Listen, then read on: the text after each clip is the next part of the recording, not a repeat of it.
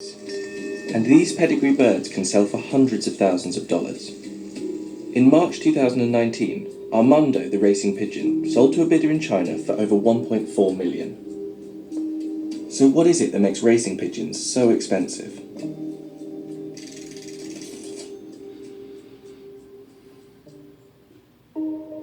Pigeons are some of the oldest domesticated birds. They've been kept for thousands of years and used for food, sending messages, and entertainment. They're appreciated not only for their speed, but for their looks too. And there are over 800 breeds of pigeon, many bred specifically to be exhibited at shows. Messenger pigeons were used across ancient Egypt and Rome, and their high value isn't new. In his book, Natural History, the Roman author Pliny the Elder wrote that many persons have quite a mania for pigeons, building towns for them on top of their roofs, and taking pleasure in relating the pedigree and the noble origin of each. And in about 50 BC, a single pair of pigeons was sold for 400 denarii, almost twice the annual pay of a Roman foot soldier at the time. And right up until the invention of the telegraph in 1844, homing pigeons remained the fastest way to send messages across long distances. The birds could fly 1,000 miles and reach 90 miles per hour over shorter distances. They even played a big part in the World Wars. Thousands of pigeons were used in the First World War alone, and submarines, minesweepers and tanks often carried pigeons on board to send urgent messages back to base. Their role in the war wasn't limited to delivering messages though. In 1907, Julius Neubronner, a German pharmacist who used the birds to deliver medicine, invented a miniature pigeon camera, and this camera was used briefly in the war for aerial reconnaissance. These days, you won't see many pigeons delivering messages, but the birds are still used in races across the world. So our birds are like pedigree dogs and cats. My father's got, we have the same family of birds for the last 40, 50 years. From, generation to generation, great-grandchildren from the pigeons my father had 40, 50 years ago. Come on, Annie, get inside, Annie. Come on.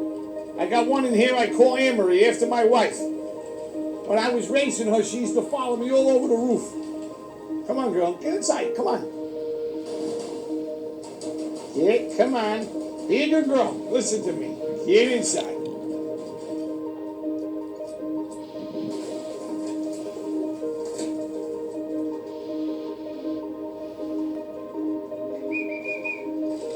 It was a simple thing to have down the garden. It was a way of racing. They used to gamble on them.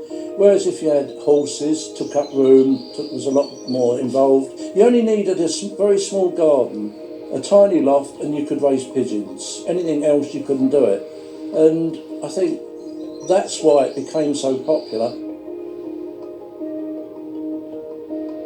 After the war, the sport became a pastime of the working class, and affordable to many. But in recent years, it's transformed. Its rising popularity in China and the huge surge in wealth there has led people to invest hundreds of thousands of dollars in the birds, and the prize money for winning some of these races can be equally high. Chinese bidders have spent millions of dollars on pigeons over the last few years, often buying them in from Belgium. And Armando's value rose to 1.4 million only because of a bidding war between two wealthy Chinese buyers. Despite reaching this record price, the bird is likely to never race again, and instead be used for breeding. While the number of British pigeon fanciers has fallen from 60,000 in 1990 to about 21,000 today, there are now 100,000 fanciers in Beijing. Taiwan alone has 500,000 fanciers, and these numbers are rising. The sport is even rapidly growing in Iraq, where a pigeon recently sold for $93,000. This recent surge in value has caused problems. In 2018, two men tried to win the prize money at a pigeon race by smuggling their birds on a bullet train. And in Taiwan, 5 members of an organised criminal ring were arrested for kidnapping valuable racing pigeons and holding them at ransom.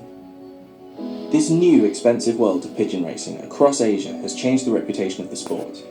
And for those with the money to buy the prize winners, these birds are a status symbol. But for those who've been doing it for years, it's not about the money, but the dedication and love of the sport. And nobody can really tell what's going to breed a perfect pigeon.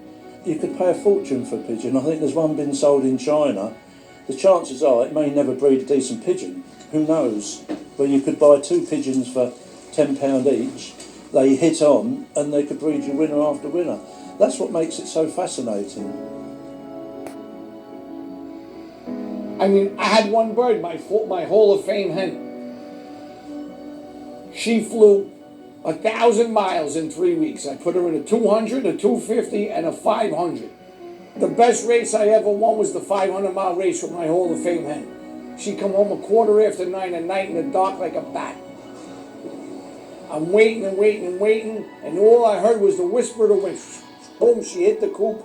I jumped out of my shoes.